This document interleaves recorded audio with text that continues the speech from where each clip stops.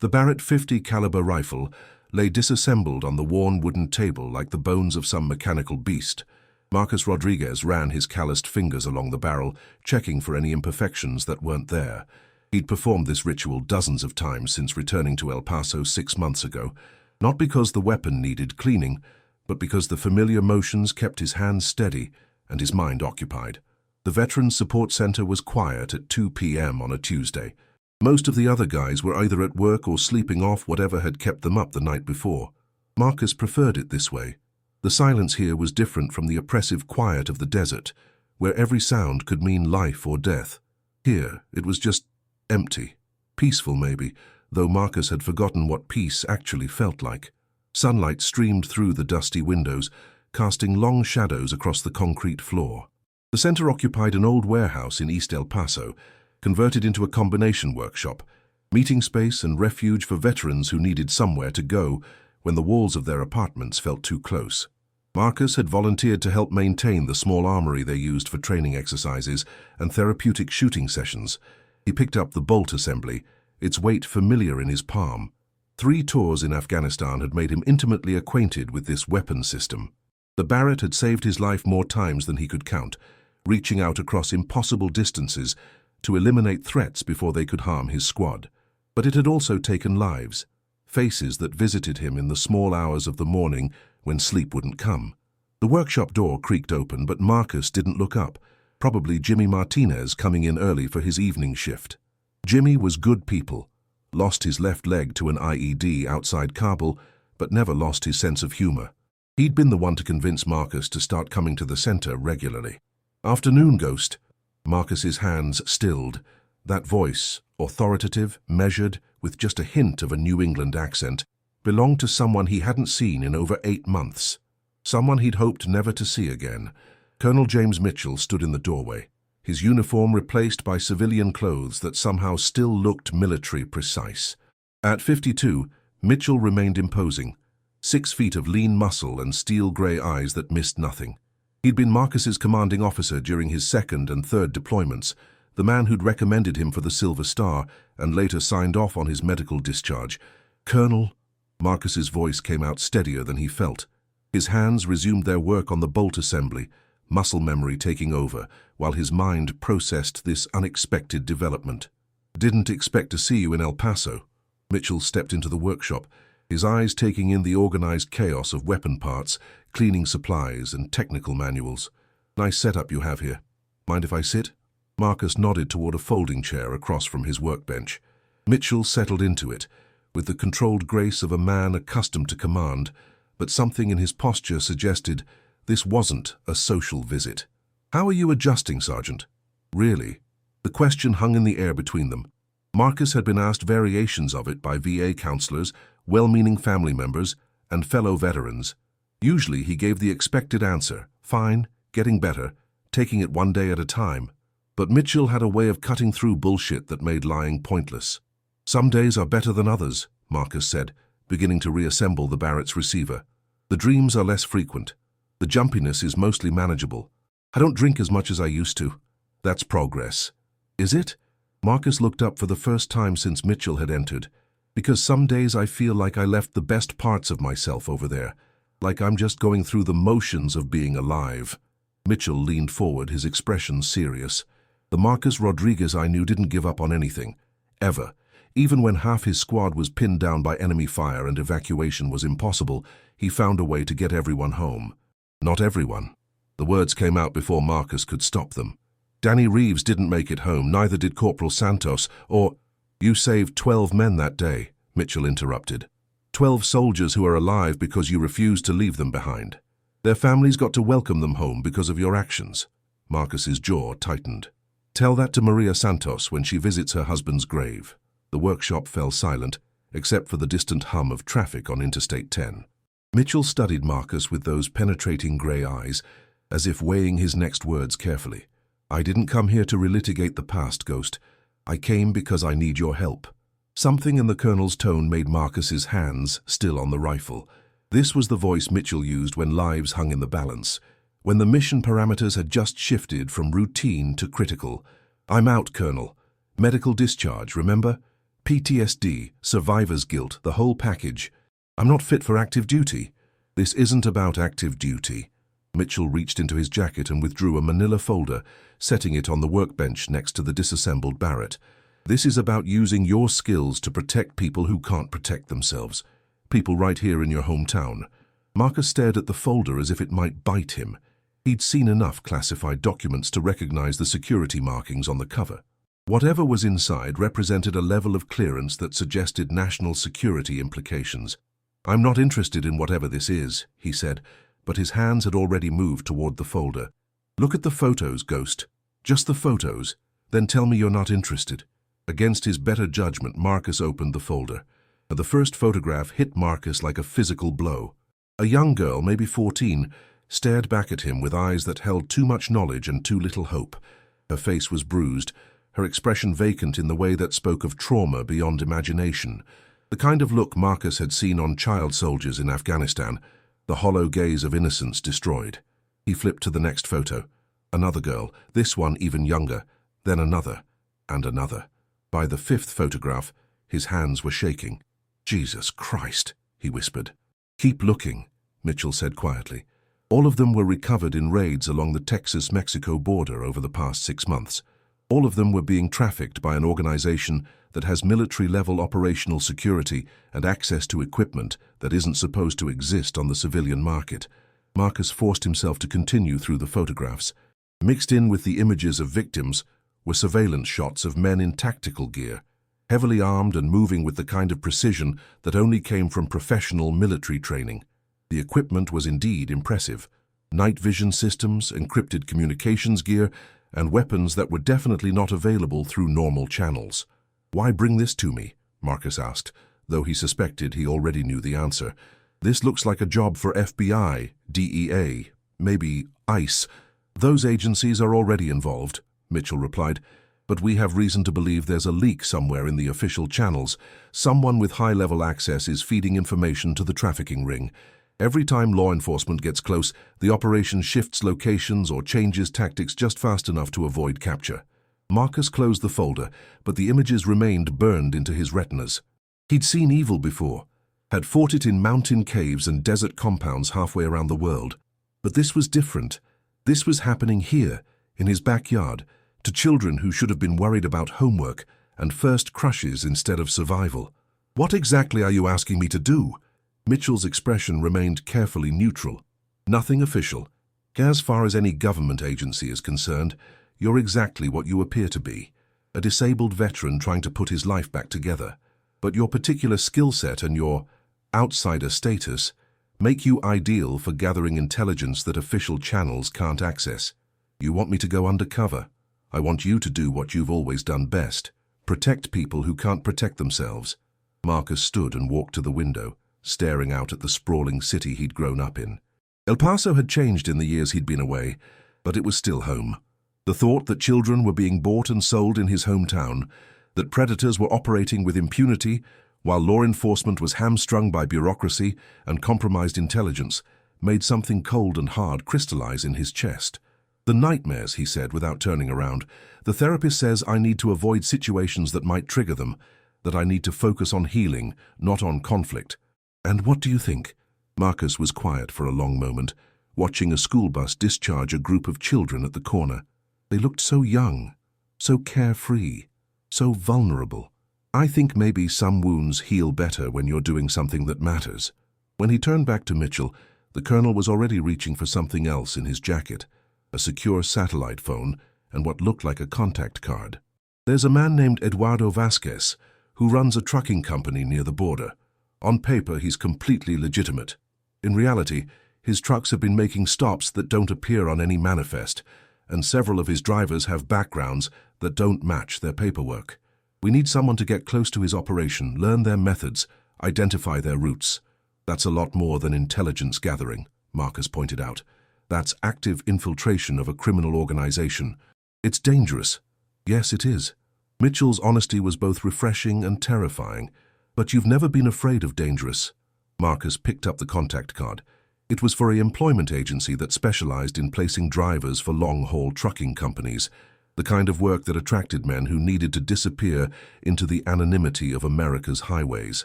"I'll need backup," he said. "Someone I can trust to watch my six if things go sideways." "Already arranged.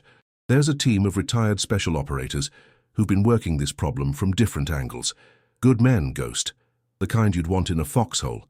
The satellite phone felt heavy in Marcus's palm. Once he made contact with the number programmed into its memory, there would be no going back. He'd be committed to a path that could lead anywhere, including a shallow grave in the desert if the trafficking ring discovered his true identity. "The girl in the first photo," he said. "What happened to her?" Mitchell's expression softened slightly. "Maria Gonzalez, 13 years old, kidnapped while walking home from school in Juarez. We found her 3 weeks later in a house in Las Cruces. She's receiving treatment now, but—" He shook his head. "Some things can't be undone, Ghost, but they can be prevented from happening to others." Marcus looked down at the satellite phone, then back at the folder of photographs. In Afghanistan, the enemy had been clear. Armed men who shot back, who wanted to kill him and his soldiers. This was different. The enemy here wore respectable faces, moved in legitimate business circles, and destroyed lives without ever pulling a trigger. But the mission was the same as it had always been. Protect the innocent, eliminate the threat. "When do I start?" Mitchell allowed himself a small smile. "The employment agency is expecting your call tomorrow morning. Your new identity documentation will be delivered tonight. Marcus Rivera, recently laid off from a construction job in Phoenix, looking for steady work and a fresh start. You have experience with heavy vehicles from your time in the military, which makes you an attractive candidate. Rivera, close enough to your real name that you won't hesitate when someone calls you, different enough to pass casual background checks. The legend is solid, Ghost. We've been building it for months just in case." Marcus felt a familiar stirring in his chest, not the crushing weight of anxiety that had become his constant companion, but something else. Purpose, maybe, or just the relief of finally having a mission that mattered more than his own broken psyche. "Colonel," he said as Mitchell rose to leave, "if this goes wrong, if I disappear or turn up dead, make sure my family knows it was for something important." Mitchell paused at the door. "It won't come to that, but if it does, they'll know you died a hero just like you lived." After the colonel left, Marcus sat alone with the disassembled Barrett and the weight of his decision. Outside, the sun was setting over El Paso, painting the sky in shades of red and gold. Tomorrow he would begin the transformation from broken veteran to undercover operative. Tonight, for the first time in months, he slept without dreams. Marcus stared at his reflection in the bathroom mirror of his small apartment on the east side of El Paso. The man looking back at him bore only a superficial resemblance to Staff Sergeant Marcus Rodriguez. 3 days of stubble darkened his jaw, and he'd let his military-precise haircut grow out just enough to look civilian casual. The most significant change, however, was in his eyes. Gone was the hollow, haunted look that had defined him since his return from Afghanistan. In its place was something sharper, more focused. Purpose had a way of changing a man's face. The identity document spread across his kitchen table told the story of Marcus Rivera, a 32-year-old construction worker from Phoenix whose company had folded during the latest economic downturn. The paperwork was flawless: social security records, employment history, even a credit report that showed the kind of financial struggles that would make long-haul trucking an attractive option. Mitchell's people had done their work well. His phone buzzed with a text from an unknown number. "Package delivered. Check your mailbox. Friend." Outside, the pre-dawn air carried the familiar scent of desert sage and distant exhaust from the interstate. El Paso never truly slept. Too close to the border, too much commerce flowing back and forth at all hours. Marcus retrieved a manila envelope from his mailbox and carried it back inside, checking automatically for any signs that his apartment was being watched. Old habits died hard. Inside the envelope was a prepaid cell phone, a small electronic device that looked like a hearing aid, and a note in Mitchell's precise handwriting. "Phone is clean and encrypted. Device is a microtransmitter, emergency use only. Battery life approximately 72 hours once activated. Trust no one completely. JM." Marcus examined the transmitter. Smaller than a dime and nearly transparent, it would be virtually invisible once properly concealed. He slipped it into the lining of his wallet, easily accessible, but unlikely to be discovered in a casual search. At exactly 8 a.m., he dialed the number for Southwestern Employment Solutions. The woman who answered had the kind of professional cheerfulness that came from years of placing desperate people in questionable jobs. "This is Marcus Rivera," he said, letting a slight edge of desperation creep into his voice. "I was told you might have opportunities in the trucking industry." "Mr. Rivera, yes. I have your information right here. Construction background, clean driving record, military experience with heavy vehicles. I think we might have exactly what you're looking for."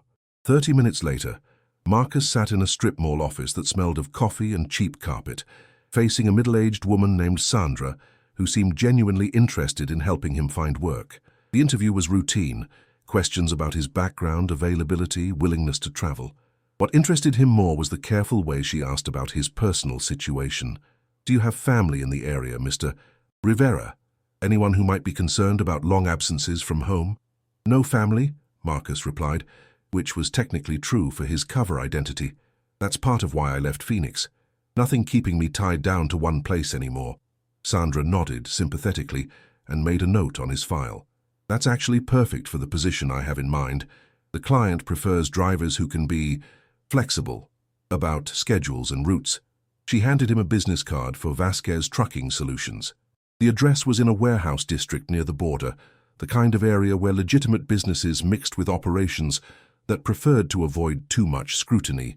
"Mr. Vasquez is expecting you at 2 p.m. today," Sandra said. "He's very particular about punctuality." Marcus pocketed the card and stood to leave. "What kind of cargo does his company typically haul?" "Oh, a little bit of everything. Import-export mostly. Mr. Vasquez has contracts with suppliers throughout Mexico and the Southwest. It's steady work, good pay, but it does require a certain discretion about business practices." The way she emphasized discretion told Marcus everything he needed to know. This wasn't just about avoiding DOT inspections or fudging logbook entries. Vasquez Trucking was exactly the kind of operation that could move human cargo without attracting unwanted attention. Back in his apartment, Marcus spent 2 hours researching Eduardo Vasquez through public records and social media. On paper, the man was a model businessman, active in the local chamber of commerce, contributor to various charities, even sponsored a youth soccer team. But the photographs from charity events showed something else. Vasquez, surrounded by men who carried themselves like soldiers, their eyes constantly scanning for threats even at fundraising dinners. At 1:30 p.m., Marcus climbed into his beat-up Ford pickup and drove toward the warehouse district. The Vasquez trucking compound occupied a full city block, surrounded by 12-foot chain-link fence topped with razor wire. Security cameras monitored every angle of approach, and the gate was staffed by guards who looked more like military contractors than typical warehouse employees. The guard who checked his identification was polite but thorough, asking to see inside his truck and requesting that he remove his jacket for a quick pat-down. Marcus complied without complaint, noting the man's practiced technique and the concealed weapon under his left armpit. "Mr. Rivera, Eduardo Vasquez." The man who approached across the warehouse floor was not what Marcus had expected. Vasquez was perhaps 55, average height, with the soft build of someone who worked behind a desk. But his handshake was firm, and his eyes held the kind of intelligence that missed nothing. "Sandra speaks very highly of your qualifications," Vasquez continued, gesturing for Marcus to follow him toward a row of offices. "Military experience is always valuable in this line of work."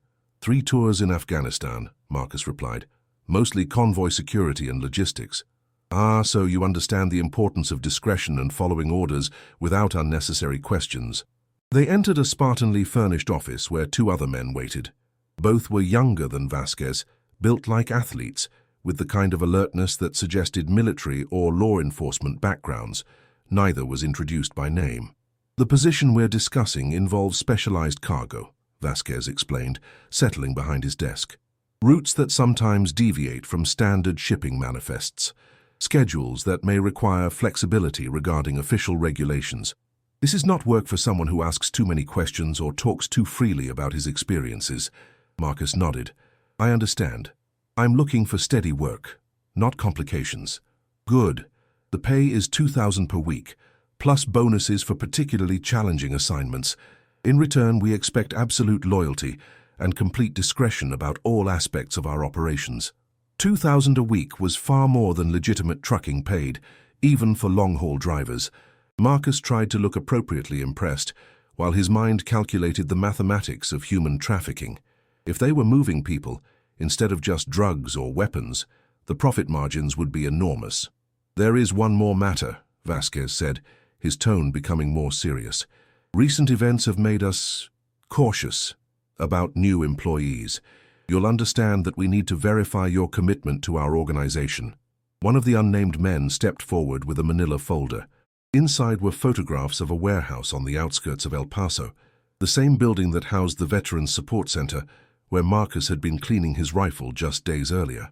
"We have reason to believe that certain veterans organizations may be cooperating with law enforcement," Vasquez said quietly, "providing information about legitimate businessmen like myself. It would be unfortunate if someone we trusted turned out to have divided loyalties." Marcus felt ice forming in his stomach. Somehow Vasquez knew about his connection to the Veterans Center. This was either an incredible coincidence or a test designed specifically for him. "I don't know anything about that," he said carefully. "I've been trying to stay away from military connections since I got out. Too many reminders of things I'd rather forget." Vasquez studied him for a long moment, then smiled. "Of course, I'm sure you understand that we simply need to be careful, particularly with someone of your specialized background." The meeting concluded with instructions to report the following Monday for orientation and his first assignment. Marcus drove home with the uncomfortable certainty that he was already deeper in enemy territory than Mitchell had anticipated. The question now was whether his cover would hold up under the kind of scrutiny that could easily turn deadly. The motel room in Las Cruces smelled of disinfectant and decades of transient desperation. Marcus sat on the edge of the bed, staring at the secure phone Mitchell had given him. 3 days had passed since his meeting with Eduardo Vasquez, and he still hadn't made contact with his supposed backup team. The isolation was beginning to wear on him in ways that reminded him uncomfortably of his darkest days after returning from Afghanistan.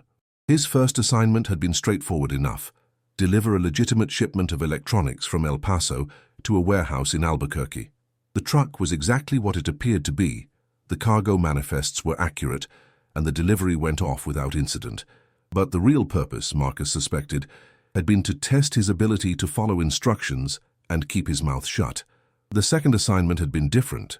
"Special cargo," Vasquez had explained during their brief meeting Monday morning. "Pick up in Juarez. Delivery to an address in Las Cruces. No manifests for this one, and you don't look in the cargo area once it's loaded. Understood?" Marcus had nodded and taken the keys to a refrigerated truck that looked identical to hundreds of others crossing the border daily. The pickup location in Juarez was a nondescript warehouse in an industrial district where legitimate businesses operated alongside others that preferred to avoid scrutiny. The men who loaded the truck worked with practiced efficiency and spoke in code phrases that revealed nothing about the cargo's true nature. But Marcus didn't need to see inside the refrigerated compartment to know what he was transporting. The soundproofing was too sophisticated for legitimate cargo, and there were small ventilation ports that would be unnecessary for electronics or produce. Most tellingly, one of the loading crew had been carrying a medical bag and speaking quietly into a radio about keeping them sedated until delivery. Now, parked outside the delivery address in Las Cruces, a storage facility that stayed open 24 hours and asked no questions about what customers kept in their units, Marcus faced the hardest decision of his adult life. He could complete the delivery, maintain his cover, and continue gathering intelligence about the trafficking network, or he could act on what he knew and try to save whoever was in the back of his truck. The rational choice was clear. His mission was to gather intelligence, not to play hero. Saving a handful of victims while blowing his cover would doom the larger investigation and potentially cost many more lives. But rationality had never been Marcus's strongest quality when innocent people were in danger. He dialed Mitchell's secure number. "Ghost, what's your status?" "I need to talk to my backup team. Now." "That's not protocol. You're supposed to maintain radio silence unless there are people in the back of my truck, Colonel. Children, probably. And I'm supposed to deliver them to what looks like a holding facility before they're moved somewhere else." The line was quiet for several seconds. When Mitchell spoke again, his voice was carefully controlled. "You need to complete the mission, Sergeant. Maintain your cover at all costs." "These aren't acceptable losses," Marcus said quietly. "You know that." I know that blowing your cover now will ensure that dozens more children disappear before we can shut down the network permanently. Marcus closed his eyes and tried to summon the discipline that had kept him alive through 3 combat deployments. Mitchell was right. The logical, strategic choice was to complete the delivery and continue the investigation, but logic felt like a luxury he couldn't afford when he could hear faint sounds from the cargo compartment behind him. "I need 5 minutes," he said finally. 5 minutes with the cargo before I make the delivery. Ghost, 5 minutes, Colonel, just to assess the situation. Marcus ended the call before Mitchell could argue further. He walked to the back of the refrigerated truck and examined the locking mechanism. Military-grade security, but nothing he couldn't defeat with the right tools. The tire iron from the truck's emergency kit would have to suffice. The lock yielded after several minutes of careful work. Marcus took a deep breath and opened the cargo doors. 4 pairs of eyes stared back at him from the dimly lit interior. 3 girls and 1 boy, all appearing to be between 12 and 16 years old. They were conscious but groggy, clearly sedated but not unconscious. Zip ties secured their hands and feet, and tape covered their mouths. The terror in their eyes was absolute. Marcus felt something break inside his chest. Not the brittle fracture of psychological trauma, but the clean snap of a decision made without reservation. These children were not intelligence assets or strategic considerations. They were human beings who needed help, and he was the only person in a position to provide it. "Listen to me," he said quietly in Spanish, hoping at least some of them would understand. "I'm going to get you out of here, but I need you to stay very quiet and do exactly what I tell you." Working quickly, Marcus cut their restraints and helped them out of the truck. The storage facility was largely deserted at 2 a.m., but there were still security cameras and the possibility of unexpected visitors. He needed to move fast. His phone buzzed with an incoming call from an unknown number. "This is Eagle 1, said a voice with a slight Texas drawl. "We're your backup team, Ghost. Mitchell sent us your location." "Where are you?" "2 blocks east of your position. Blue van with Arizona plates. We saw you open the cargo doors. What's the situation?" Marcus looked at the 4 children huddled behind the truck, their faces reflecting a mixture of hope and fear. "I've got 4 victims, all minors, all requiring immediate medical attention and protective custody." "Understood. We'll handle the children. You need to complete your delivery or your cover is blown." The practical solution presented itself with crystalline clarity. His backup team could take the children to safety, while he delivered an empty truck and claimed the cargo had already been removed at a previous stop. It wasn't perfect, but it might preserve his cover while saving lives. 20 minutes later, Marcus watched the blue van disappear into the New Mexico night with 4 rescued children inside. The refrigerated truck now contained only empty restraints and the lingering smell of fear. He called the delivery contact number and reported that the cargo area was empty upon arrival, a problem with the loading crew in Juarez, apparently.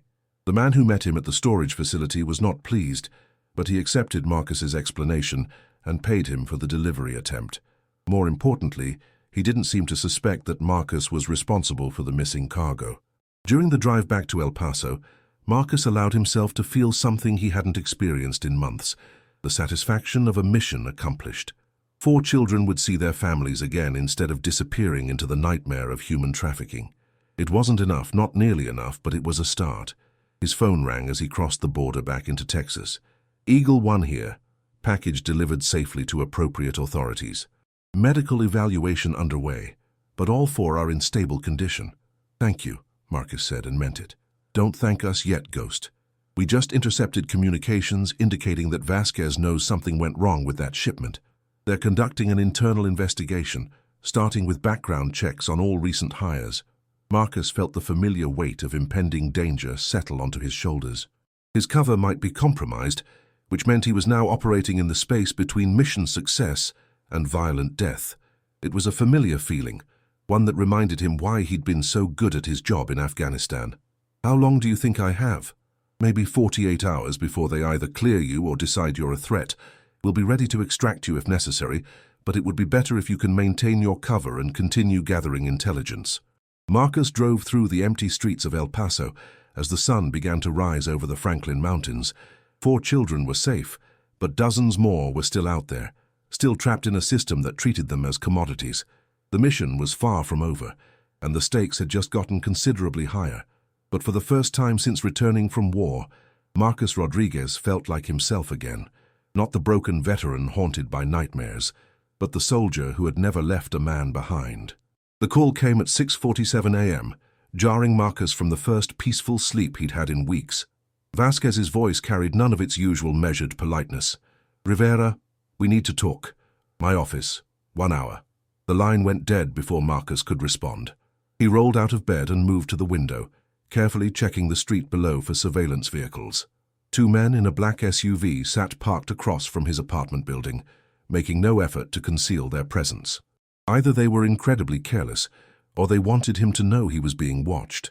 Marcus showered and dressed with deliberate calm, his mind cycling through contingency plans. The emergency transmitter in his wallet remained inactive.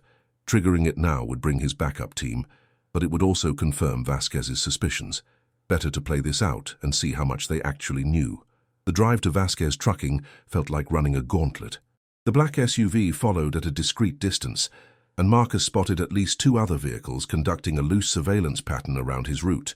Professional work, the kind that suggested military or intelligence training. The warehouse compound looked different in the morning light. More guards were visible at the perimeter, and several men in tactical gear patrolled the grounds with the kind of alertness that indicated heightened security. Whatever had triggered this response, it went beyond a simple missing shipment. Vasquez waited in his office with the same 2 unnamed associates from Marcus's first visit, plus a third man who introduced himself simply as Diego. This newcomer was younger than the others, maybe 35, with the lean build of a long-distance runner and eyes that never stopped moving. Everything about him suggested intelligence work, the kind of person who could disappear into any crowd and emerge with someone else's secrets. "Sit down, Mr. Rivera," Vasquez said, his tone carefully neutral. "We have some questions about your recent assignment." Marcus took the offered chair, noting that it positioned him with his back to the door and Diego standing slightly behind his field of vision. Classic interrogation setup, designed to create psychological pressure through positioning and implied threat. "I already filed my report," Marcus said. "The cargo area was empty when I arrived in Las Cruces. Either there was a problem with the loading in Juarez, or someone got to the truck before I did." "Yes, your report was very thorough," Diego interjected, producing a tablet and swiping through what appeared to be surveillance footage, perhaps too thorough for a simple truck driver. The tablet screen showed grainy black and white images of the storage facility in Las Cruces. Marcus watched himself examining the truck's locking mechanism, then opening the cargo doors. The footage was inconclusive. It showed him investigating an empty cargo area, but not what had happened to the missing contents. "You seem very comfortable with security systems," Diego continued. "Most drivers would have simply called the contact number and reported the problem. Most drivers haven't spent 3 years dodging IEDs and checking every vehicle for booby traps," Marcus replied. "Old habits die hard." Vasquez leaned forward in his chair. "Tell me about your military service, Mr. Rivera. Which unit were you assigned to in Afghanistan?" The question was a test, and Marcus knew it. His cover identity included military records that would pass casual inspection, but anyone with access to classified databases could dig deeper. The key was to provide enough accurate information to sound authentic, while avoiding details that could be easily verified or contradicted. "3rd Infantry Division, mostly convoy security and route clearance," he said. 3 tours between 2019 and 2023. Lost too many good friends to roadside bombs and sniper fire." "Convoy security," Diego repeated thoughtfully. "That would explain your familiarity with cargo inspection procedures. Did you have any specialized training in vehicle searches or cargo assessment?" Marcus felt the noose tightening. Every answer provided more information they could use to verify or contradict his story, but refusing to answer would be even more suspicious. "Standard combat training," he said. "How to spot suspicious packages, check for tampering, basic stuff like that. Nothing fancy." One of the original associates, who had remained silent until now, stepped forward with a manila folder. "We've been having some security concerns lately, Mr. Rivera. Increased law enforcement activity in our area of operations. It makes us cautious about new employees." Inside the folder were photographs that made Marcus's blood run cold. Pictures of the Veterans Support Center in El Paso, including several shots of Marcus himself working on weapons in the workshop. More disturbing were images of other veterans who used the facility: Jimmy Martinez, Several other men Marcus recognized, and even some he didn't know were involved with the center. "We've identified several locations where veterans gather," Vasquez explained. "Places where disgruntled former soldiers might be recruited to work against legitimate businessmen like myself. The timing of your employment application, so soon after one of our shipments was compromised, raises certain questions." Marcus forced himself to study the photographs with apparent confusion rather than recognition.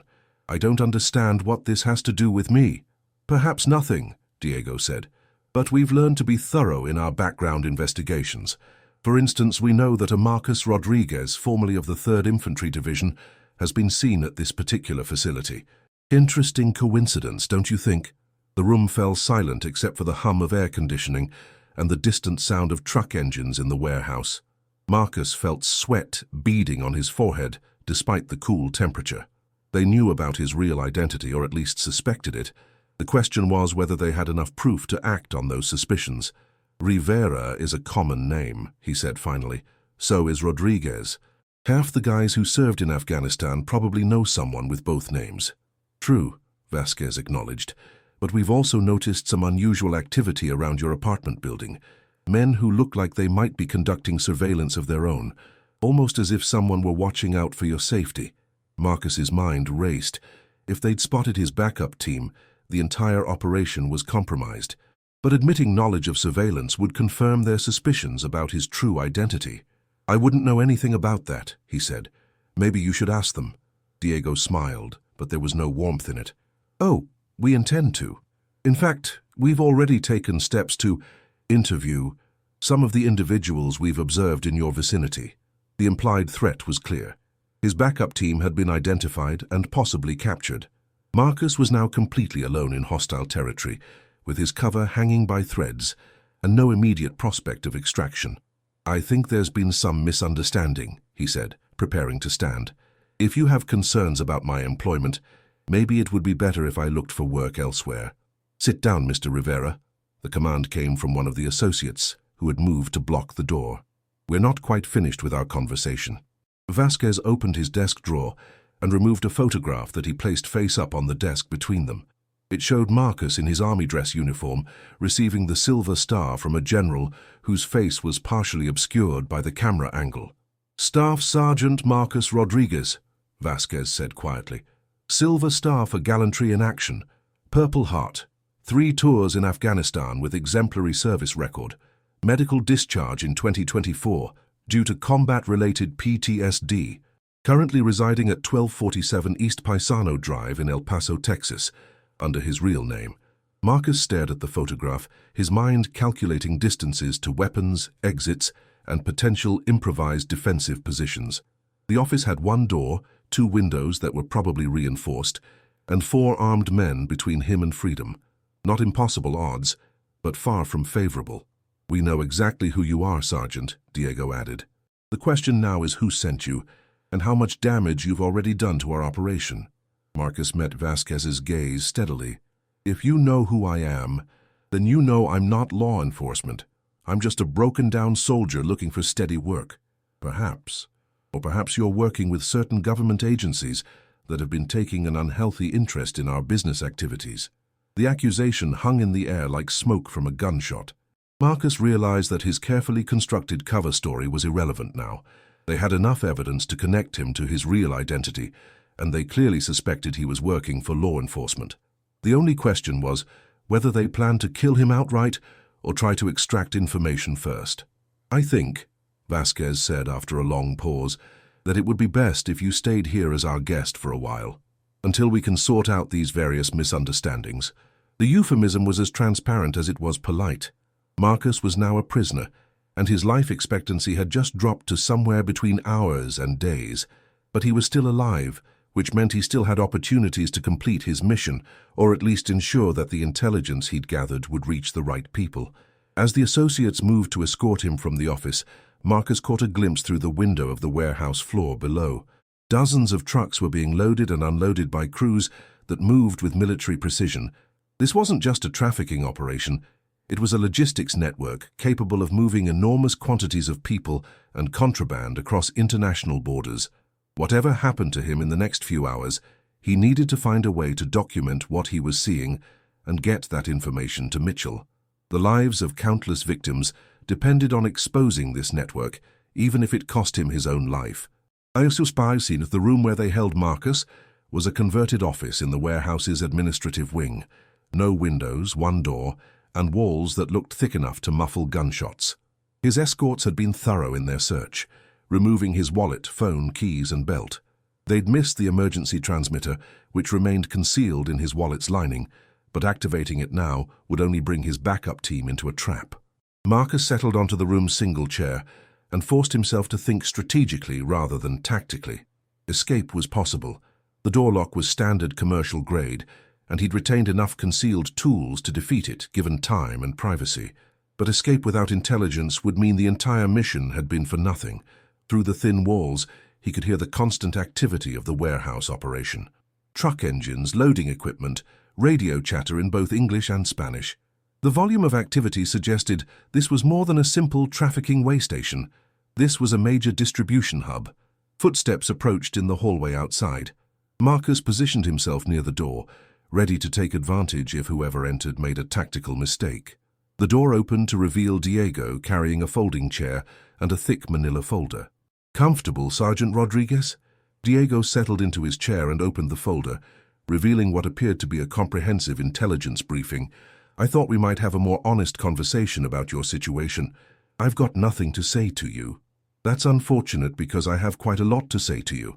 Diego removed a series of photographs from the folder, aerial surveillance shots of various locations throughout Texas and New Mexico. "Your government friends have been very busy over the past 6 months. Raids, seizures, arrests, all based on intelligence that someone has been providing about our operations." Marcus studied the photographs without comment. Several showed locations he recognized from his briefings with Mitchell, but others were unfamiliar. The scope of law enforcement activity was much broader than he'd realized. "Of course, most of these operations have been unsuccessful," Diego continued. "We receive advance warning of planned raids, intelligence about surveillance activities, even copies of federal warrants before they're executed. It's amazing what kind of information money can buy from the right government employees." The implication was clear. Vasquez's organization had sources inside law enforcement agencies, possibly at very high levels. This explained how they'd managed to stay one step ahead of federal investigations. "But recently things have changed," Diego said, producing a new set of photographs. These showed the rescue operation in Las Cruces, images of the blue van that had taken the 4 children to safety, pictures of Marcus's backup team, even shots of the children being transferred to federal protective custody. "Someone has been interfering with our operations using methods that bypass official channels. Military-style tactics, sophisticated equipment, personnel with specialized training. The kind of resources that suggest a black operations unit." Marcus maintained his silence, but his mind was racing. If Vasquez's people had this level of surveillance capability, the entire rescue network was compromised. Mitchell's team wasn't just fighting a criminal organization. They were up against an enemy with intelligence resources that rivaled government agencies. "We know about Colonel James Mitchell," Diego said quietly. "Retired special operations, currently working as a private contractor for certain government agencies that officially don't exist. We know about his recruitment of veterans for off-the-books operations. We even know about the secure communication network he's established." The folder produced one final photograph that made Marcus's blood freeze. It showed Mitchell himself, apparently taken through a telephoto lens, as he left a government building in Washington, D.C. The timestamp indicated it had been shot just 3 days ago. "Your Colonel Mitchell is a dedicated man," Diego continued. "So dedicated that he's continued his operations even after receiving several warnings to cease his activities. Unfortunately, that kind of dedication can be dangerous to the health. If you've hurt him, nothing has happened to the Colonel yet, but his continued interference in our business activities has become problematic. We've decided that a more direct approach to resolving this conflict is necessary." Diego reached into his jacket and produced a satellite phone identical to the one Mitchell had given Marcus. "You're going to call your handler and arrange a meeting, somewhere private where we can have a frank discussion about the future of his operations." Marcus stared at the phone without moving. "And if I refuse, then Colonel Mitchell dies anyway, along with several other members of your organization that we've identified. The only difference is that you won't be alive to see it happen. The choice was simple enough. Cooperate and possibly save Mitchell's life, or refuse and ensure that everyone on the rescue team would be hunted down and killed. But Marcus had learned enough about psychological manipulation to recognize the false dilemma. Vasquez's people intended to eliminate the rescue team regardless of his cooperation. The only question was whether they could use him to make their job easier. "I need some time to think about it," he said. "Of course, but don't take too long. We have other operations scheduled that require our attention." After Diego left, Marcus sat in silence and considered his options. The emergency transmitter in his wallet could bring help, but it would also lead his backup team directly into a trap. The satellite phone offered a way to contact Mitchell, but any conversation would be monitored and potentially used against the rescue operation. The sound of truck engines provided constant background noise from the warehouse floor. Marcus pressed his ear to the wall and tried to distinguish patterns in the activity. Heavy trucks arriving and departing, lighter vehicles moving within the compound, and what sounded like construction or modification work being performed on the vehicles. A new sound caught his attention, voices speaking in what sounded like Arabic, followed by responses in accented English. Marcus's language training from Afghanistan was rusty, but he caught enough to understand that they were discussing schedules and cargo manifests. The operation was bigger than just human trafficking across the Mexican border. They were moving people and materials from much farther away. Footsteps approached again, this time accompanied by multiple voices. The door opened to reveal Vasquez himself, flanked by 2 armed guards. "I trust you've had time to consider your situation, Sergeant Rodriguez." Marcus stood to face him. "I understand you want me to contact my handler, but I need to know what guarantee I have that you'll honor whatever arrangement we make." Vasquez smiled. "You have my word as a businessman that we'll honor any reasonable agreement, but you should understand that continued interference in our operations is not acceptable." "What exactly are your operations?" "From what I've seen, you're moving a lot more than just people across the border." "Our business activities are diverse," Vasquez acknowledged. "We provide transportation services for clients who require discretion in their shipping needs. Some of those clients have very specific requirements regarding timing and security." Marcus took a calculated risk. "Clients from the Middle East?"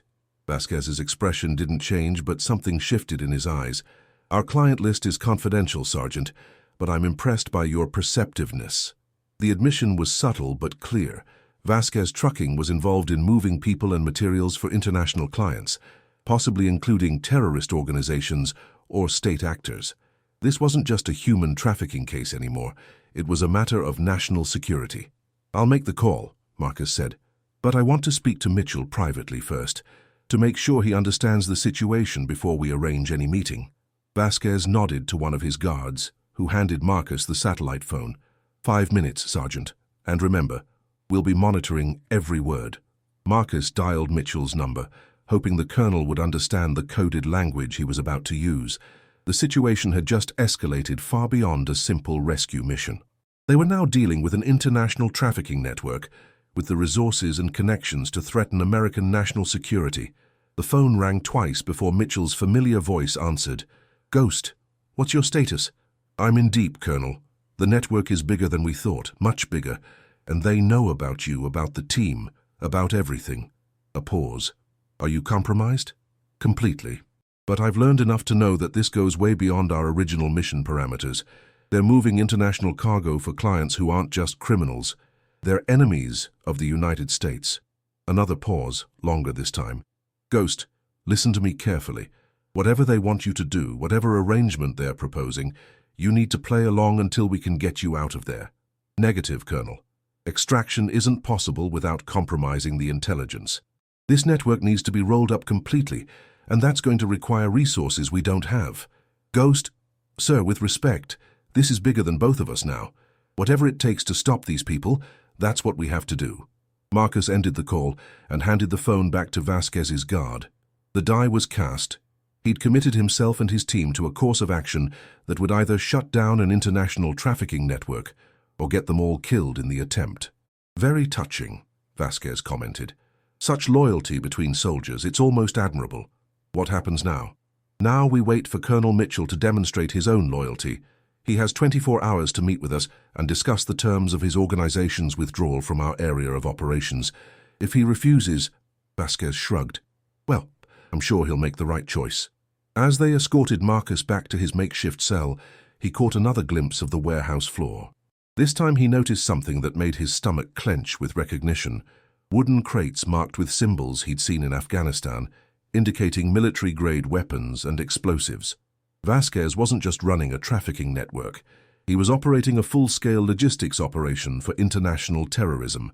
And in less than 24 hours, Marcus would either help Colonel Mitchell walk into a death trap or find a way to bring down the entire network himself. Marcus spent the hours until dawn mentally mapping every sound that penetrated his makeshift cell. The warehouse operated on a precise schedule. Heavy trucks departing for long-haul runs at Uru 200 and Uru 500, local delivery vehicles leaving in smaller convoys throughout the early morning, and what sounded like specialized equipment being moved during the quietest periods between 0300 and 0400.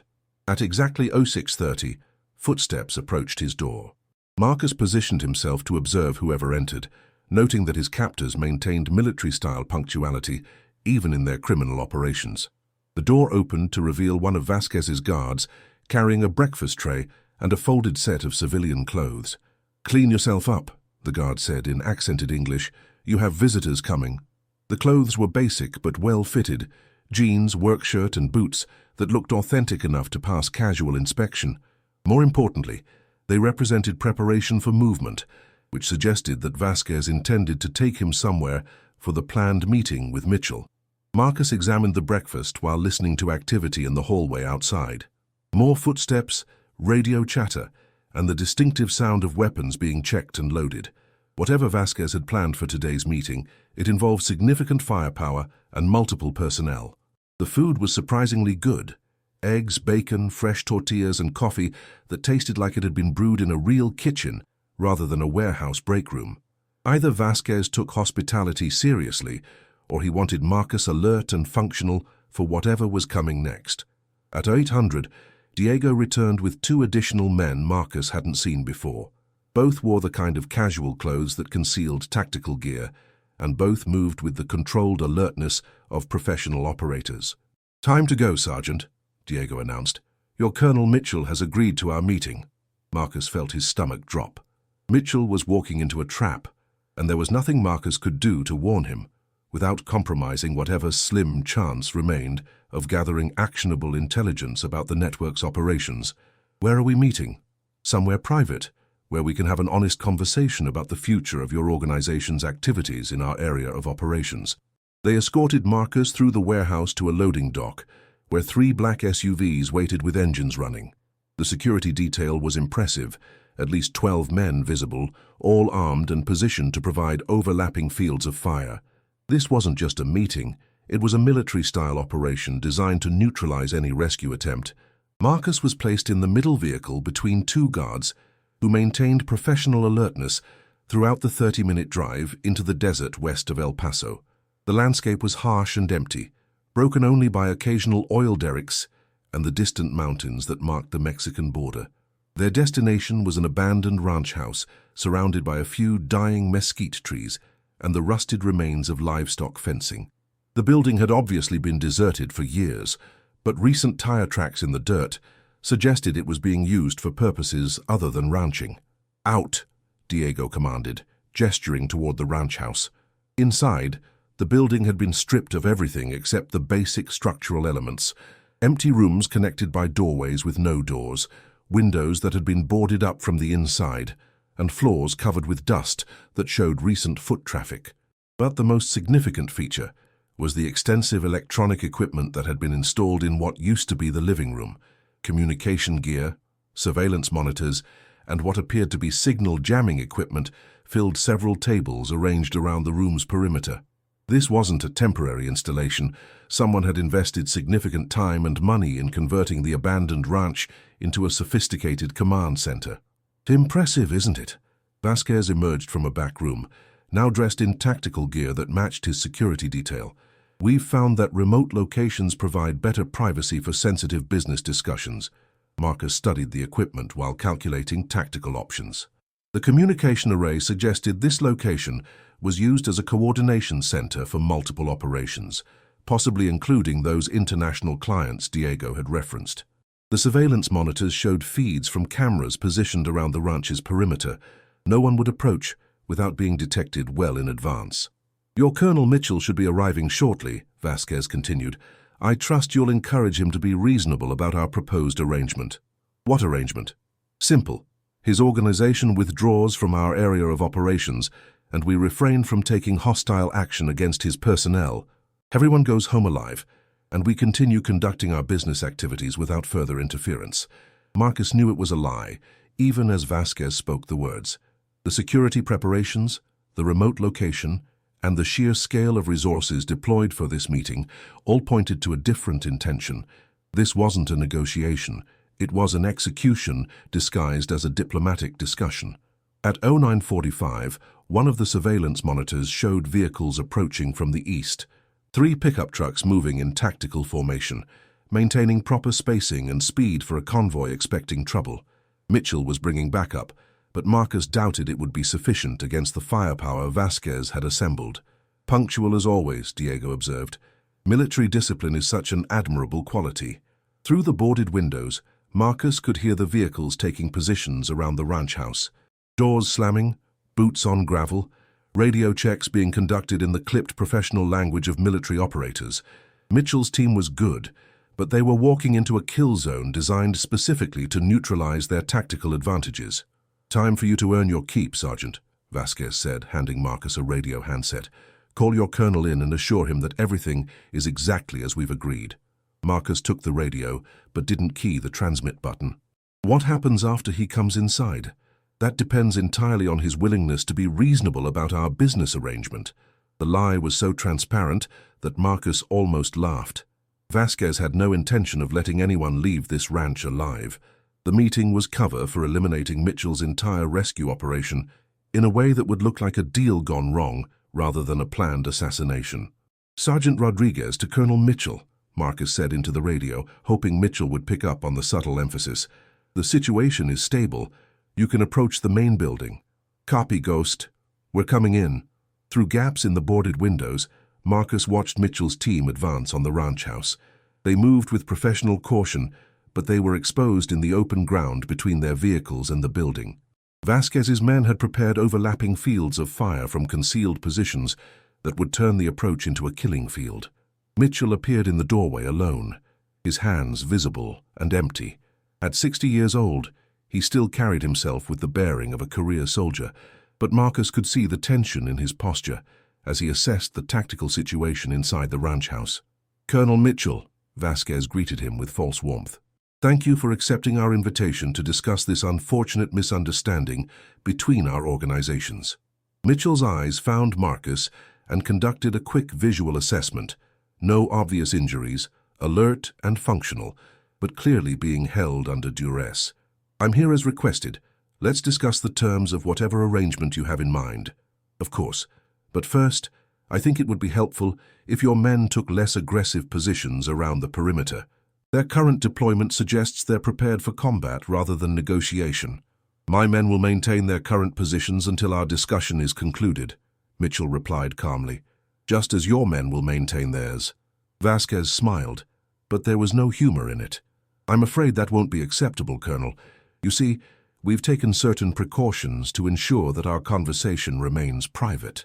A new sound penetrated the ranch house from outside, the deep rumble of heavy vehicles approaching from multiple directions.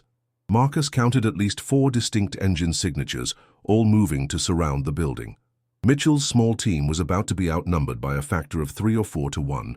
"You've made a mistake, Vasquez," Mitchell said quietly.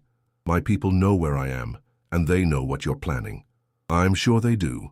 But unfortunately, that knowledge won't help them very much in their current tactical situation."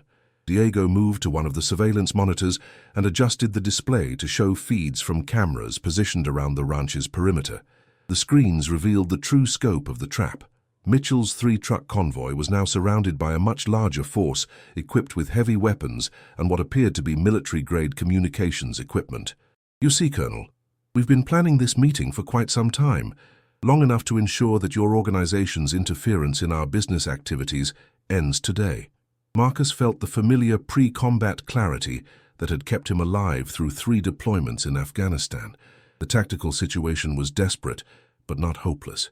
Vasquez's people were confident in their numerical superiority, which meant they might not be prepared for the kind of asymmetric response that had made American Special Operations Forces so effective against larger enemy units. "There's something you should know about your business activities," Mitchell said, his voice carrying the calm authority that had made him such an effective commander. "We've been documenting everything. Your operations, your personnel, your client list, your financial networks, all of that information has been forwarded to federal agencies that take a very dim view of international terrorism support networks." Vasquez's expression flickered with something that might have been concern. "You're bluffing, Colonel. If you had actionable intelligence about international terrorism, you would have turned it over to official channels months ago." "Maybe. Or maybe we've been building a case that will shut down your entire network from top to bottom. Maybe today's meeting was never about negotiation. It was about confirming the final details we needed to roll up your operation completely." For the first time since Marcus had met him, Vasquez looked uncertain. The possibility that he was walking into a trap rather than springing one clearly hadn't occurred to him. "You're lying," Diego said, but his voice carried less conviction than his words. Mitchell smiled grimly. "There's only one way to find out." Outside, the sound of rotor blades announced the arrival of helicopters approaching from the south. The rumble of heavy aircraft suggested military rather than civilian aviation, the kind of resources that government agencies deployed for major operations. Marcus felt a surge of hope, followed immediately by tactical realism. Even if federal forces were approaching, the ranch house had become a hostage situation with him as the primary bargaining chip. The next few minutes would determine whether he survived to see Vasquez's network dismantled or died in the crossfire of a rescue operation. "Kill them both," Vasquez snapped to his guards. "Kill them now." That the first gunshot came from outside the ranch house, not from Vasquez's men, but from the direction of Mitchell's convoy. Someone had broken the standoff, and the carefully orchestrated trap was dissolving into the chaos of close-quarters combat. Marcus threw himself sideways as one of Vasquez's guards raised his weapon, using the confusion of the moment to put distance between himself and the immediate threat. His shoulder struck Diego's legs, sending the intelligence operative stumbling into the bank of surveillance equipment. "Secure the prisoners," Vasquez shouted over the growing gunfire outside. "And we need them alive for—" His words were cut off as the ranch house's front door exploded inward under the impact of what sounded like a battering ram. Through the dust and debris, Marcus saw figures in tactical gear moving with the kind of coordinated precision that marked them as federal agents rather than military operators. The next few seconds unfolded with the surreal clarity that Marcus remembered from firefights in Afghanistan. Time seemed to slow while his senses became hyperacute, processing multiple threat streams and tactical opportunities simultaneously. Vasquez dove for cover behind an overturned table while reaching for a sidearm. Diego was extracting a submachine gun from beneath his jacket. 2 guards were turning toward the breached doorway, while a third tried to maintain his weapon's aim on Mitchell. Marcus rolled toward the nearest piece of cover, a structural support beam that would stop small arms fire, but wouldn't protect him for long. His hands found a length of broken wood that had fallen when the door was breached. Not much of a weapon, but better than nothing. "Federal agents!" The shout came from the tactical team entering through the front door. "Drop your weapons and get on the ground." Instead of complying, Vasquez's men opened fire. The ranch house erupted into a storm of gunshots, shouting and breaking glass, as both sides sought cover and tried to establish firing positions in the confined space. Marcus saw Mitchell disappear behind the communications equipment as rounds chewed chunks from the wall where he'd been standing. At least the colonel was alive and mobile, which meant he might survive long enough for the federal team to establish control of the situation. A guard appeared around the edge of Marcus's cover beam, weapon raised and finger on the trigger. Marcus swung the piece of broken wood with all the force he could generate, catching the man across the temple and dropping him to the floor.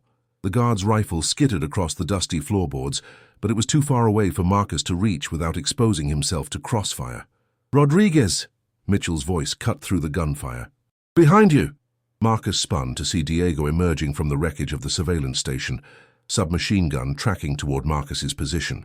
There was nowhere to run, no cover between Marcus and the muzzle of a weapon that would cut him apart at this range. The gunshot that saved his life came from Mitchell's position near the communications equipment. Diego staggered sideways, his weapon firing wildly into the ceiling as he fell. Mitchell had found a sidearm somewhere and used it with the marksmanship that had made him a legend in special operations circles. "Move!" Mitchell shouted. "Get to the back of the building." Marcus low-crawled across the floor, using furniture and debris for concealment, while the Federal Tactical Team established fire superiority over the remaining defenders. The sound of breaking glass from the rear of the building suggested that more agents were breaching through windows and secondary entrances. He found Mitchell behind the overturned communications table, blood seeping from a graze on his left arm, but otherwise functional. The colonel had acquired not only a sidearm but also what appeared to be a tactical radio from one of the downed guards. "Phoenix Team, this is Mitchell," he spoke into the radio. "We have the primary target secured, requesting immediate extraction from the rear of the structure." A voice crackled back through static. "Copy, Mitchell. Extraction team is in position. Pop smoke when you're ready to move." Mitchell pulled a smoke grenade from his gear and looked at Marcus. "Can you run?" "Better than I can stay here." The smoke grenade hissed to life, filling the back portion of the ranch house with thick white vapor. Mitchell grabbed Marcus's arm and pulled him toward what had once been a kitchen window, now just a rectangular hole in the wall, surrounded by broken glass. They went through the window together as automatic weapons fire erupted behind them. The Federal Tactical Team was finishing the job of securing the building, but stray rounds were still punching through the thin walls with lethal authority. Outside, 2 men in military-style gear waited behind an armored vehicle, parked 50 yards from the ranch house. Marcus recognized them as members of his backup team, the same operators who had rescued the 4 children in Las Cruces. "Ghost, you look like hell," one of them said as they reached the vehicle. "Feel worse than I look," Marcus replied, allowing himself to be helped into the back of the armored truck. "How much of the network did we get?" Mitchell settled beside him as the vehicle began moving away from the ranch house. "All of it, thanks to the intelligence you gathered. The communications equipment in that building was connected to trafficking operations in 12 states and 4 countries. We've got financial records, client lists, personnel files, everything." Through the rear window of the truck, Marcus watched the ranch house recede into the distance. Smoke was rising from several points on the building, and he could see federal agents establishing a perimeter, while evidence teams prepared to process what was left of Vasquez's command center. What about Vasquez himself? Alive, in custody, and facing federal charges that will put him away for several lifetimes, Mitchell replied. "Diego didn't make it, and most of his security team are either dead or wounded. The operation is finished, Ghost." Marcus felt something release in his chest. Not relief exactly, but the satisfaction of a mission completed successfully. The nightmares and survivor's guilt that had plagued him since Afghanistan hadn't disappeared, but they felt manageable now. He'd found something worth fighting for again, and that made all the difference. The armored truck joined a convoy of federal vehicles heading back toward El Paso. Marcus watched the desert landscape scroll past the windows and thought about the children who would be safe now, the trafficking routes that had been disrupted, and the international network that would take years to rebuild its capabilities. "What happens now?" he asked Mitchell. "Now you go back to being a civilian," the colonel replied. "Your cover identity as Marcus Rivera is blown, but your real name never appeared in any official reports. As far as the federal agencies are concerned, you were just an informant who helped break the case. And unofficially," Mitchell smiled, "unofficially there are other networks out there, other children who need someone willing to step into the darkness and bring them home. If you're interested in making it a permanent career." Marcus considered the offer while watching the skyline of El Paso grow larger ahead of them. The city looked different now. Not just the place where he'd tried to rebuild his broken life, but home to people worth protecting and a mission worth completing. "I'm interested," he said finally, "but I want to do it right this time. Full team support, proper resources, and a clear chain of command. No more lone wolf operations." "Agreed. There's a lot of work ahead of us, Ghost." Networks like Vasquez's don't operate in isolation. They're connected to larger criminal and terrorist organizations that threaten national security. We'll need operators who understand both the tactical and strategic aspects of the threat. The convoy entered El Paso's city limits as the sun was setting behind the Franklin Mountains. Marcus felt something he hadn't experienced in months, the quiet satisfaction of a job well done and the anticipation of challenges ahead. His phone buzzed with a text message from an unknown number. Heard you might be looking for steady work. Good benefits, interesting travel opportunities. Call when you're ready to discuss terms. J. Marcus showed the message to Mitchell, who chuckled. That would be my boss. She doesn't waste time when she identifies talent. What kind of organization are we talking about? The kind that doesn't officially exist, but gets called when situations require solutions that fall outside normal government channels. Veterans like us who understand that some battles can't be fought by conventional forces. Marcus deleted the text message and pocketed his phone. Tomorrow he would call the number and begin the next phase of his life. Tonight he wanted to return to the Veterans Support Center, where this had all started, and share a quiet moment with men who understood what it meant to come home from war. The armored truck stopped at a nondescript office building in downtown El Paso. Federal agents would debrief him for hours, documenting every detail of his infiltration of Vasquez's network. But eventually, he would walk out of that building as a free man with a clear conscience and a renewed sense of purpose. Ready for this? Mitchell asked as they prepared to exit the vehicle. Marcus thought about the children who were safe now because he'd been willing to risk his life. He thought about the trafficking routes that had been disrupted and the international network that would never again use American soil to transport victims and weapons. Most importantly, he thought about the man he'd become during this mission, not the broken veteran haunted by survivors' guilt, but a protector willing to sacrifice everything for those who couldn't protect themselves. I'm ready, he said, and meant it. 3 weeks after the raid on Vasquez's ranch, Marcus sat in the same Veterans Support Center where Colonel Mitchell had first approached him. The Barrett .50 caliber rifle lay disassembled on the worn wooden table, but this time the familiar ritual felt different. His hands were steady, his mind clear, and the oppressive weight that had settled on his shoulders after Afghanistan had finally begun to lift. The federal debriefings had been exhaustive. 12 hours of detailed questioning about every aspect of his infiltration, every conversation with Vasquez's people, every detail he could remember about the network's operations. The information he'd gathered had led to coordinated raids in 7 states and the arrest of 43 individuals connected to the trafficking organization. More importantly, 27 victims had been recovered and returned to their families. 27 children who would sleep safely in their own beds instead of being sold to the highest bidder. Marcus found that this number helped quiet the voices of the dead that had haunted him since returning from war. You're early today, Jimmy Martinez observed, wheeling his chair up to the workbench. Usually don't see you until afternoon. Couldn't sleep, Marcus replied, installing the bolt assembly with practiced precision. Too quiet. Jimmy laughed. Most people complain about too much noise keeping them awake. You complain about too little. It was true. After weeks of constant danger and hypervigilance, the peaceful routine of civilian life felt almost unnaturally quiet. Marcus found himself missing the clarity that came with having a clearly defined mission and an enemy worth fighting. Heard you might be making some changes, Jimmy continued, his tone carefully casual. Word around the center is that you've got some kind of job offer. Marcus looked up from the rifle. Jimmy had been a friend and informal counselor during the darkest period of his readjustment to civilian life. He deserved honesty about what was coming next. Something like that. Consulting work mostly. Travel required, irregular schedule, but the pay is good and the work is meaningful. Consulting. Jimmy rolled the word around like he was tasting something unusual. That's one way to describe it, I suppose. You going to be careful out there, Ghost?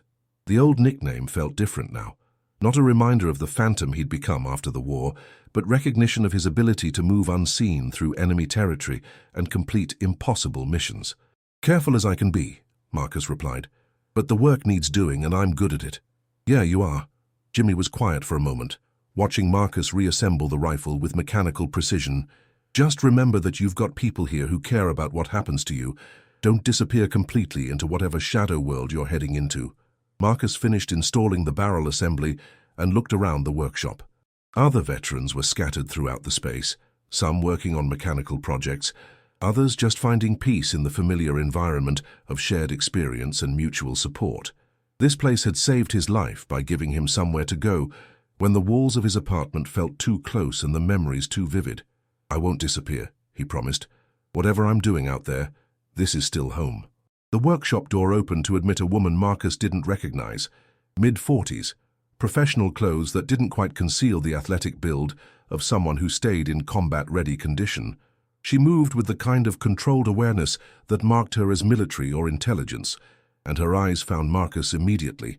"Mr. Rodriguez, I'm Jennifer Kane. I believe Colonel Mitchell mentioned that I might be in touch." Marcus stood and extended his hand. Her grip was firm and brief, the handshake of someone accustomed to making quick assessments of people she might need to trust with her life. "Ma'am, I wasn't expecting to meet face-to-face quite so soon. Change of plans. We have a situation developing that requires immediate attention, and your particular skills might be exactly what we need." Jimmy wheeled his chair closer to the workbench, clearly curious about the conversation, but too polite to ask direct questions. Kane glanced at him briefly, then back to Marcus. "Perhaps we could speak privately." Marcus nodded toward a small conference room at the back of the workshop. "Jimmy, would you mind keeping an eye on my gear? This shouldn't take long." Inside the conference room, Kane settled into a chair and opened a tablet that appeared to be secured with military-grade encryption. The screen showed satellite imagery of what looked like a remote compound in desert terrain. "This facility is located approximately 200 miles southeast of Phoenix," she began. "Intelligence indicates it's being used as a staging area for human trafficking operations that may have connections to the network you helped dismantle." Marcus studied the imagery. The compound was larger and more sophisticated than Vasquez's operation, with multiple buildings, extensive security measures, and what appeared to be vehicle maintenance facilities capable of servicing large trucks. Survivors from the Vasquez network raids have provided information suggesting that his organization was actually a regional subsidiary of something much larger, Kane continued, "a consortium of criminal enterprises that specialize in moving people, weapons, and other contraband across international borders." "How much larger?" "Best estimates suggest we're looking at a network that spans from Mexico to Canada, with connections to criminal organizations in Eastern Europe, Southeast Asia, and the Middle East. The financial intelligence alone indicates they're processing hundreds of millions of dollars annually."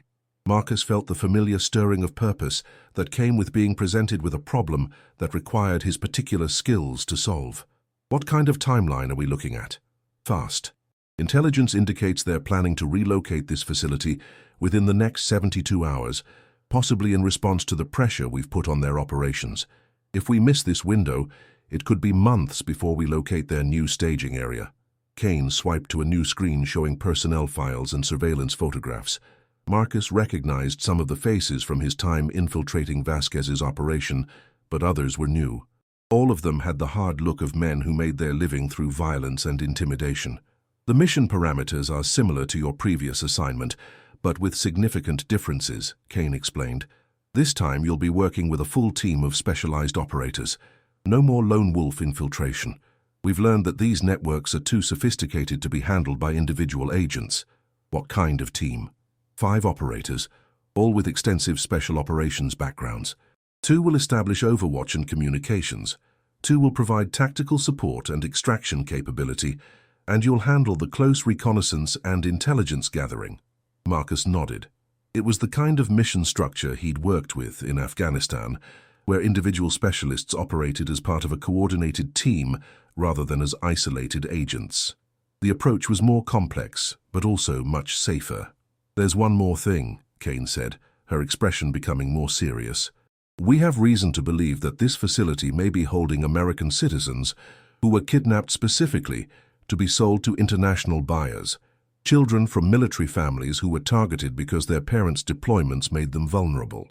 The revelation hit Marcus like a physical blow.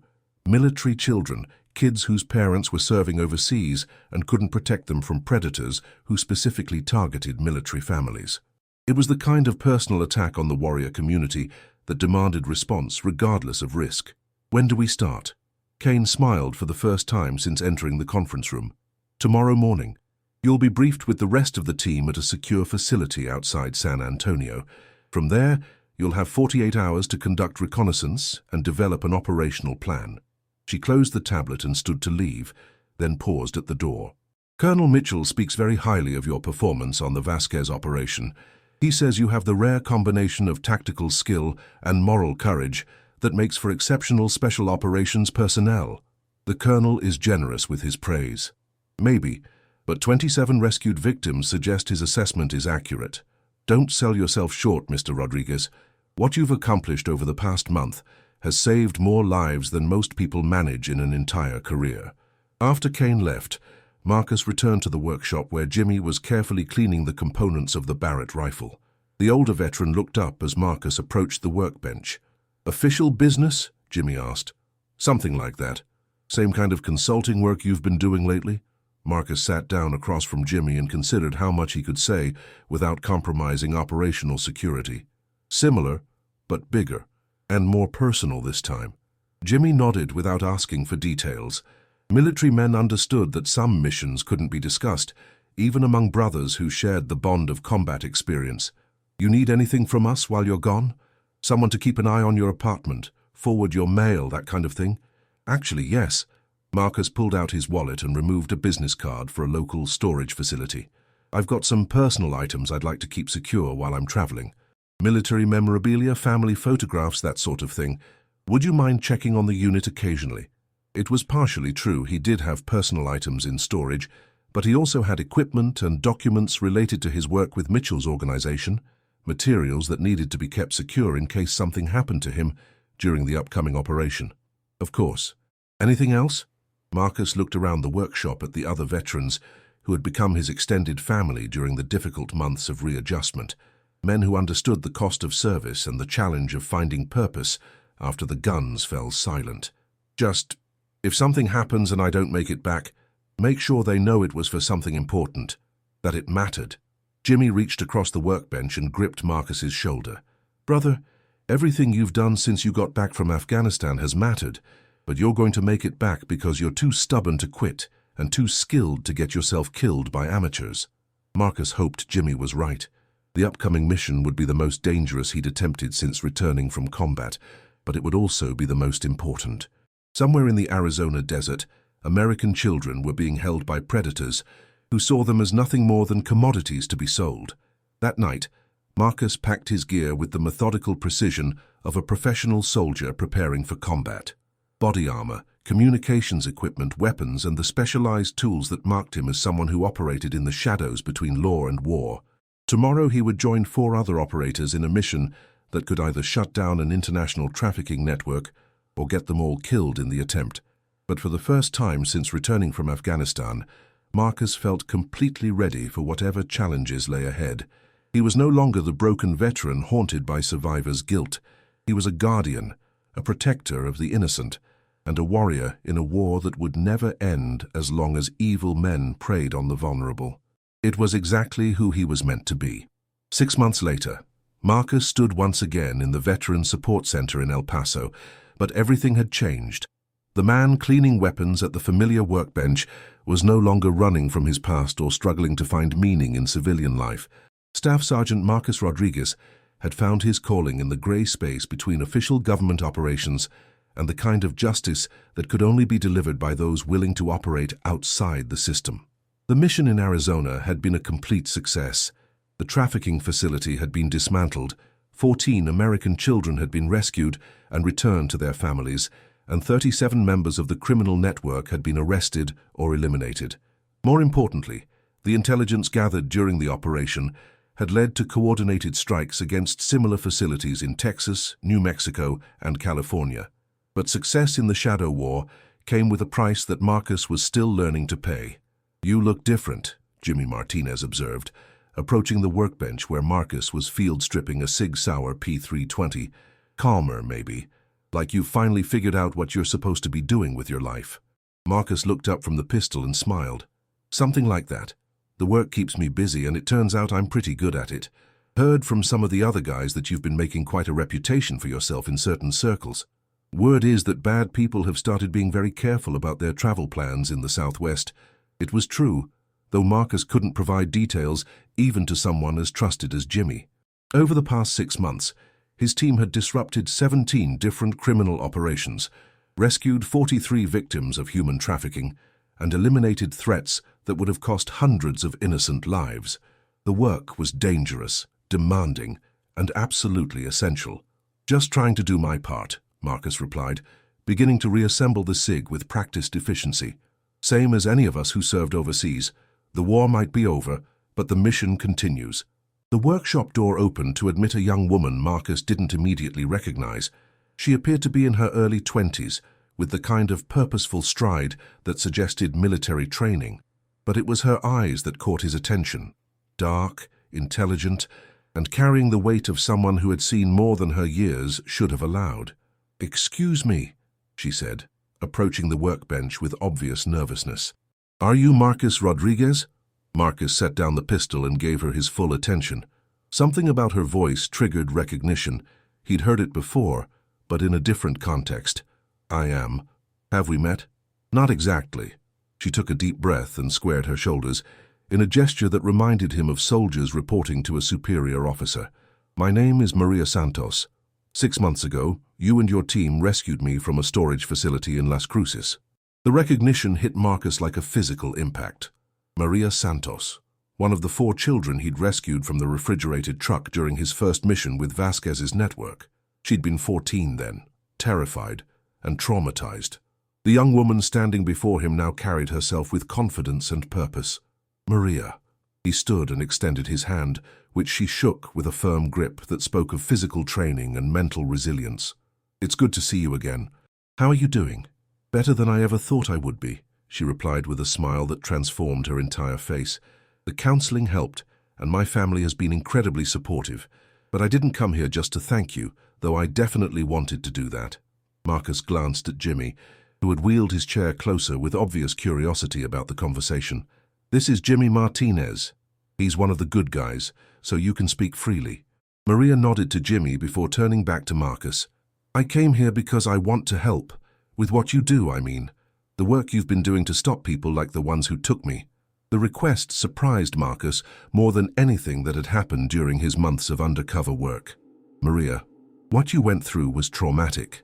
The last thing you need is to put yourself back into that world. With respect, Mr. Rodriguez, you don't get to decide what I need." Her voice carried a steel that reminded him of the best soldiers he'd served with. "What I need is to make sure that what happened to me doesn't happen to other kids. And I think I can help with that." Jimmy leaned forward in his wheelchair. "How old are you now, young lady?" 19. I know that seems young, but I've been training. Self-defense, firearms, computer skills, even some basic surveillance techniques. I've also been working with a victims advocacy group that helps law enforcement agencies understand trafficking networks from the perspective of people who've been inside them. Marcus studied her carefully. The girl he'd rescued had been broken, traumatized, barely functional. The woman standing before him now showed no trace of that damage. Instead, she radiated the kind of focused determination that marked natural-born operators. "What exactly are you proposing?" "I want to join your team." "Not as a frontline operator. I understand I need more training for that, but as a specialist in trafficking networks, someone who understands how the victims think, how the criminals operate, and how to identify the signs that law enforcement agencies often miss." It was not an unreasonable request. Marcus's team had been incredibly successful, but they were all male military veterans whose understanding of trafficking came from tactical and intelligence perspectives. Having someone with Maria's background and insights could provide capabilities they currently lacked. "Have you discussed this with your family?" "They support my decision. My father served 2 tours in Iraq, so he understands the importance of the mission. My mother was initially opposed, but she's come to realize that this is something I need to do for my own healing." Marcus walked to the window and looked out at the city of El Paso sprawling toward the mountains. Somewhere out there, other children were being held in conditions similar to what Maria had endured.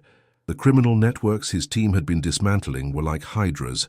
Cut off one head and 2 more appeared to take its place. "The work is dangerous," he said without turning around. "Not just physically, but emotionally and psychologically.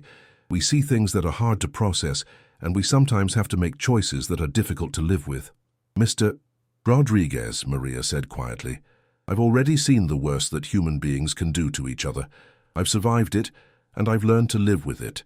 What I haven't learned to live with is the idea that other kids are going through the same thing while I do nothing to help them." Marcus turned back to face her. In her eyes he saw the same sense of purpose that had driven him to accept Mitchell's original mission. The same need to find meaning in suffering by using it to protect others who couldn't protect themselves. "I can't make any promises about bringing you onto the team," he said finally. "That decision involves people above my pay grade, but I can make some calls and see if there are opportunities for you to contribute to the mission."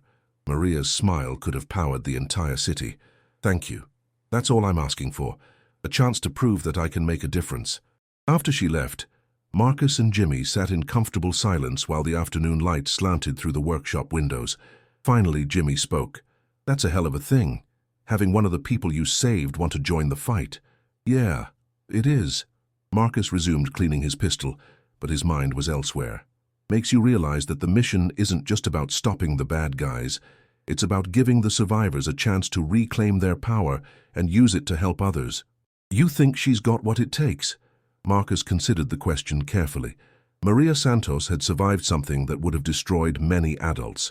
She'd rebuilt her life, acquired new skills, and chosen to dedicate herself to preventing others from experiencing what she'd endured. Those were the qualities of a natural-born warrior. "I think she's got exactly what it takes," he said. "The question is whether the organization is ready for someone like her." His secure phone buzzed with an incoming call from Jennifer Kane. Marcus answered on the second ring. "Rodriguez here. Ghost, we have a situation developing in Houston. Large-scale trafficking operation with potential connections to international terrorism. Can you be ready to deploy in 12 hours? Marcus looked around the workshop at the other veterans who had become his extended family, at the weapons and equipment that represented his new life's work, and at the city beyond the windows, where innocent people depended on operators like him to keep them safe. "I'll be ready." "Good. And Marcus? There's a young woman named Maria Santos who's been recommended for inclusion in our analyst program. Her application came with some very impressive endorsements. Any idea where those might have come from?" Marcus smiled. "Must have been someone who recognizes talent when he sees it." After ending the call, Marcus finished cleaning his weapons and packed his gear for another mission. In 12 hours he would be in Houston, working to dismantle another network of predators who saw human beings as commodities to be bought and sold. But for now he was content to sit in the Veterans Support Center where his journey had begun, surrounded by brothers who understood the cost of service and the importance of never leaving anyone behind. The nightmares that had plagued him after Afghanistan were gone, replaced by the quiet satisfaction of knowing that his skills and experience were being used to protect those who couldn't protect themselves. Staff Sergeant Marcus "Ghost" Rodriguez had found his calling in the shadow war against evil, and for the first time since returning from combat, he was exactly where he belonged. The Barrett .50 caliber rifle lay disassembled on the workbench, its components clean and ready for whatever mission might require its precision. But Marcus no longer needed the ritual of weapon maintenance to keep his hands steady and his mind focused. He had found peace not in the absence of conflict, but in the certainty that he was fighting for something that truly mattered. The war would never end as long as predators existed to prey on the innocent, but warriors like Marcus would always stand ready to meet them in the darkness and ensure that evil would never triumph unopposed. It was the Guardian's creed, and it was enough. The end. Epilogue. The legacy continues. 1 year later. The small ceremony took place in a conference room at an undisclosed government facility outside San Antonio. Maria Santos raised her right hand and took the oath that would officially make her a member of an organization that didn't exist in any official capacity, but served as America's last line of defense against threats that fell between the cracks of conventional law enforcement. Marcus stood at the back of the room, watching with pride as the young woman he'd rescued completed her transformation from victim to protector. In the years since their conversation in El Paso, Maria had proven herself to be one of the most gifted analysts the organization had ever recruited. Her insights into trafficking networks had led to the rescue of over 100 victims and the dismantling of 7 major criminal operations. After the ceremony, she approached him with the confident stride of someone who had found her place in the world. "Thank you," she said simply, "for saving me, for believing in me, and for showing me that surviving isn't enough. You have to use your survival to protect others." Marcus shook her hand, noting the calluses that marked her as someone who had learned to fight as well as think. "You did the hard part, Maria. All I did was give you a chance to show what you were capable of." "What's next for you?" she asked. I heard there might be an operation in Southeast Asia that needs your particular skills. Marcus nodded. The war against human trafficking was truly global, and his team's success in the American Southwest had earned them opportunities to work with international partners against networks that spanned continents. Always another mission, he replied. Always more people who need help getting home. As he walked out of the facility into the Texas sunshine, Marcus reflected on the journey that had brought him from a broken veteran haunted by nightmares to a guardian dedicated to protecting the innocent. The path had been dangerous, demanding, and sometimes heartbreaking, but it had also been the most meaningful work of his life. Somewhere in the world, children were being held captive by people who saw them as nothing more than property. But they were not forgotten, and they were not alone. Warriors like Marcus Rodriguez stood ready to walk into the darkness and bring them home. The mission would never end, and that was exactly as it should be,